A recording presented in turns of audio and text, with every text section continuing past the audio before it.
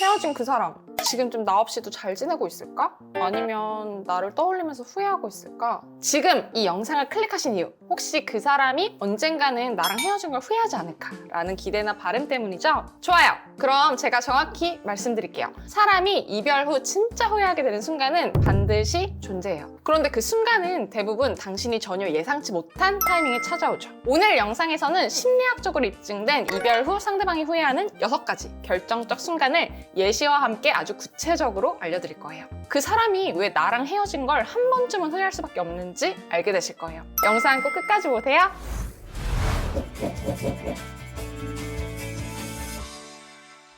첫 번째, 기억 왜곡이 시작될 때. 너무너무 힘들다가 이별을 한 경우에는 이별 직후에 해방감까지 느끼게 되죠. 이별하는 과정에서 느꼈었던 불편한 감정들, 쌓여있었던 피로들이 해소되면서 오히려 누군가는 홀가분하게 느낄 수도 있습니다. 하지만 최소 3주에서 6주 정도가 지나기 시작하면 뇌가 본능적으로 기억 미화를 시키기 시작하면서 애착 시스템도 다시 활성화되기 시작합니다. 갈등보다는 좋았던 순간이 왜곡돼서 더 선명하게 잘 기억이 난다는 거예요. 연애할 당시에는 너무 익숙하고 당연했었던 소소한 루틴들도 갑자기 막 추억처럼 그리워지고 좋은 기억으로 스물스물 떠오르기 시작하면서 소확행, 소소하지만 확실했었던 행복들이 갑자기 텅 비어버린 것 같은 그 현실과 마주하게 되거든요. 이때 스쳐 지나가듯이 이런 생각을 어렴풋이 하기도 합니다. 그때 왜 그렇게 예민하게 굴었지?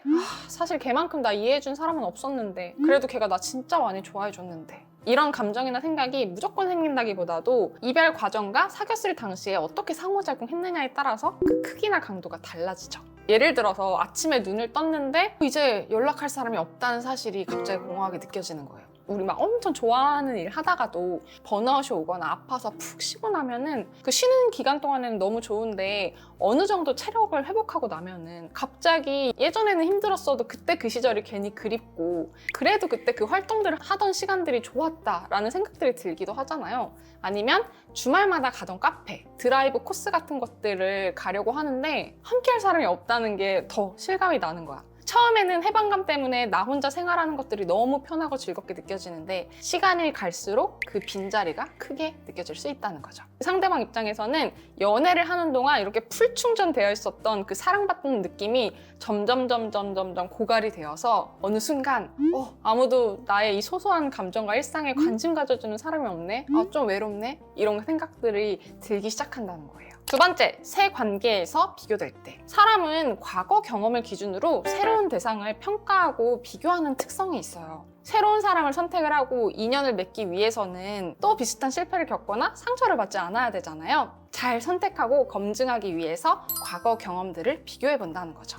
과거에 내가 만났었던 사람이 이런 특성이 있었는데 얘도 그런가? 과거에 내가 만났던 사람은 요랬었는데 이 사람은 이렇게 해주네? 과거에 내가 만났었던 사람은 이 정도는 해줬었는데 그 사람이 그렇게 매너가 있었던 건가? 이 사람은 왜 이것밖에 안 해주지? 이런 식으로 비교를 하게 됩니다. 본능이에요. 새로운 사람이 나의 연인으로서 적합한 상대인지 내가 선택할 만한 사람인지 꼼꼼하게 따져보기 위해서 장 보듯이 너무너무 당연하게 비교하게 되는 거거든요. 바로 이때 내가 썸을 타거나 새로운 이성을 만나거나 소개팅을 하는 등 이 과정에서 내가 기대했던 설렘이나 교감하는 감정의 깊이, 유머 코드, 배려 등에서 내가 기대했던 수준에 미치지 못하면 그나마 조금이라도 어떤 부분에서 잘 맞았던 과거의 연인이 생각나게 됩니다. 그땐 이런 부분이 좋았는데 그 사람을 떠올리기 시작하죠. 그래서 여러분들이 상대방을 진심으로 사랑한다면 여러분들의 꼬라지 그대로 막 부리거나 감정대로 함부로 대하거나 상대방이 나한테 잘해준다고 막대하지 말고 옆에 있을 때 최선을 다해서 잘해주세요. 헤어지고 나서 후회하지 말고. 그래야지 상대가 행여 환승연애를 하거나 새로 다른 이성을 만나더라도 여러분들이랑 계속 비교하면서 여러분들을 잊질 못해요. 그 사람이랑 헤어지고 다시 여러분들한테 돌아오기도 합니다. 예를 들면 새 여자친구는 착하기는 한데 대화 코드가 잘 안 맞네. 전 여자친구는 티키타카도 잘 맞고 내 개그에 빵빵 터지면서 잘 웃어줬는데 새로운 사람이랑 데이트하다 보면 아무래도 익숙했던 이전 연인과는 덜 맞는 부분들이 당연히 있을 수 있잖아요. 새로운 사람이랑 새로 맞춰가고 알아가는 과정이니까. 그 과정에서 사소한 말투나 취향 차이에서도 그 사람하고는 케미가 좋았는데 이 부분은 좀 잘 맞았는데 새로 맞춰가려니까 좀 불편하네. 힘드네, 답답하네 이런 생각들이 들 수 있다는 거죠.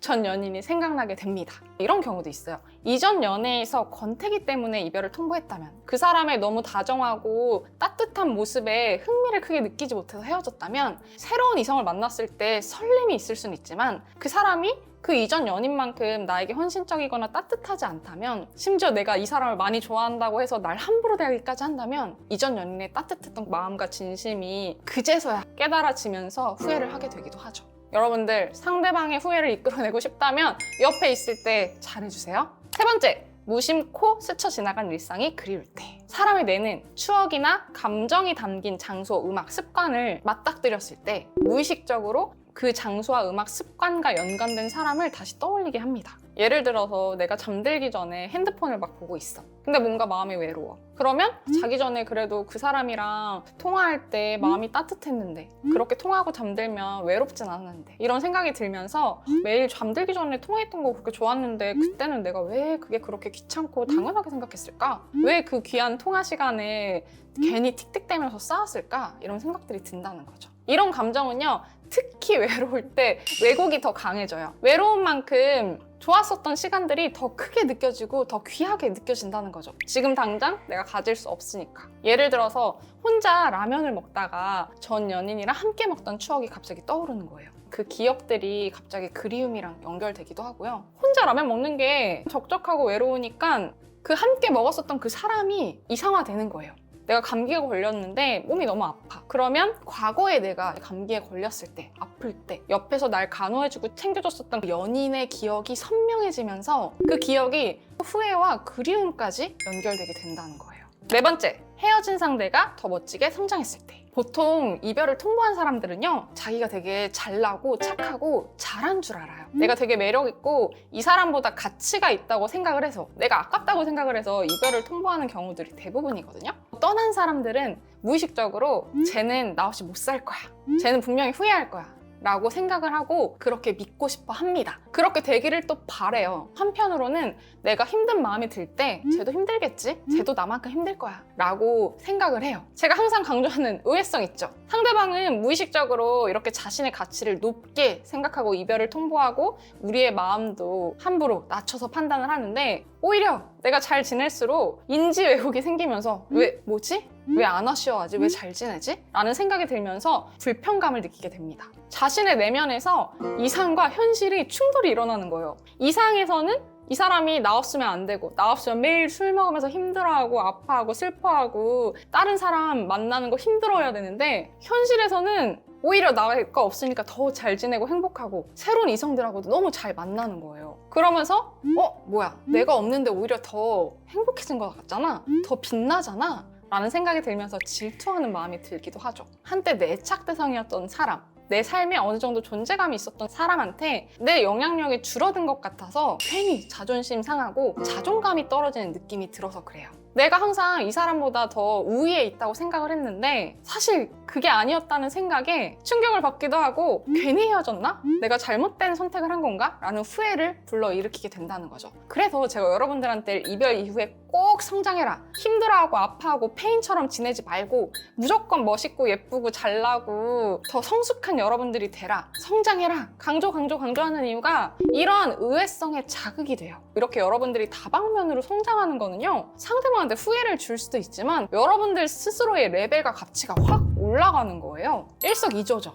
SNS에 전 연인이 운동이나 외모, 일, 인간관계 등에서 더 매력적으로 변한 모습을 우연히 봤을 때, 그때는 반수환으로 그렇게 힘들어하고 제대로 대학교 갈 줄도 몰랐는데 이렇게 좋은 대학을 갔어?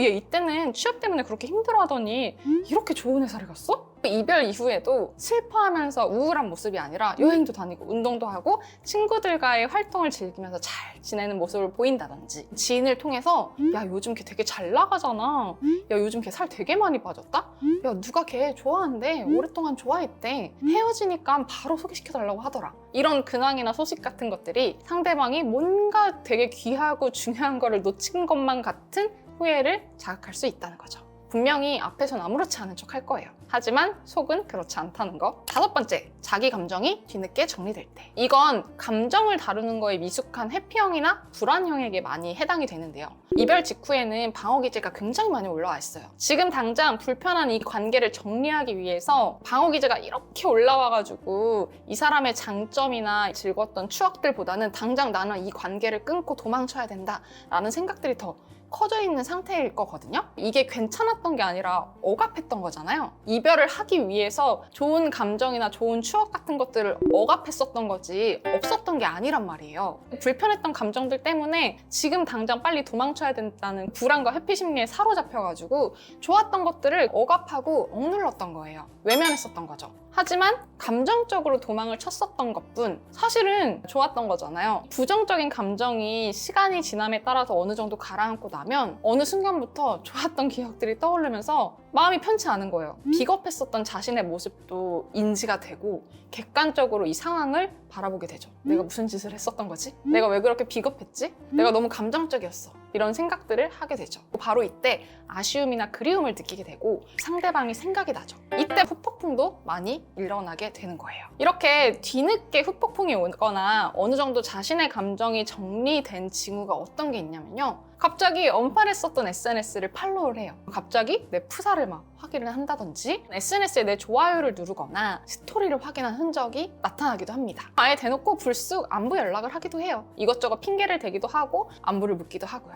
6번째, 삶이 만족스럽지 않을 때. 헤어진 이후에 성장하고 잘 살고 잘나지면은 이별이 그렇게 후회되지 않아요. 다시 한번 강조드리지만 여러분들이 이별 이후에 성장을 해야 과거에 내 힘들었었던 연애, 날 힘들게 했었던 그 사람이 덜 아쉬워지는 거예요. 그만큼 여러분들의 프레임도 쑥 올라가게 되는 거고요. 이처럼 헤어진 이후에 삶이 이전보다 더 피곤하고 불안하고 생산성도 떨어졌을 때 또는 삶 속의 성취감이나 자극이 적을 때 이때 또 빈자리를 크게 느끼게 됩니다. 내가 그 사람이 있어서 그나마 잘 됐었던 건가? 라는 생각이 들게 된다는 거죠. 기존 연인의 존재가 나한테 좋은 에너지를 주었고 나한테 되게 큰 힘이 되었다는 사실을 깨닫게 되는 거예요. 흔한 그 장면 있잖아요. 여자친구랑 헤어지고 나서 냉장고를 탁 열었는데 반찬이 굉장히 많아. 내가 일과를 마치고 자취방에 왔는데 집이 굉장히 더러워. 과거에는 내 여자친구가 내 방을 청소를 해줘서 쾌적한 환경에서 살 수 있었던 거예요. 헤어지고 나서 술이나 담배 같은 것들이 엄청 늘어서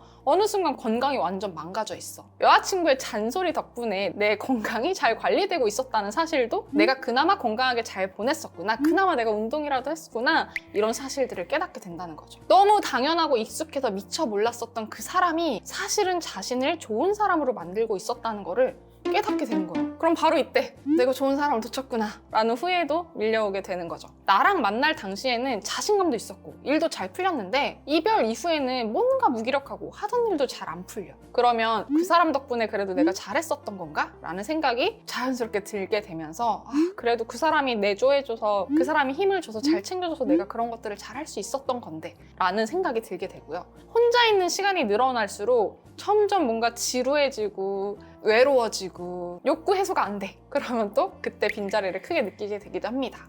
기억이 미화되는 이 시기와 맞물리면서 그때가 그래도 그나마 소중한 시간이었구나. 내가 잘 살 수 있었던 거는 그래도 그 사람 덕분이었다는 걸 왜 몰랐을까라는 생각을 하게 된다는 거죠. 그 사람이 나랑 헤어진 걸 진짜 후회하길 바란다면 당신이 해야 할 단 한 가지는 바로 당신답게 살아가는 거예요. 후회는 붙잡는다고 생기는 게 아니에요. 놓았을 때 생기죠. 그 사람이 언젠가 돌아오더라도 그땐 지금보다 더 멋진 당신으로 다시 만나서 당신과 헤어진 걸 제대로 후회하게 만드세요. 이별 후 그리워도 먼저 연락 안 하는 이유가 궁금하다면 이 영상을 참고해보세요. 이상 러브커넥트 유지안이었습니다.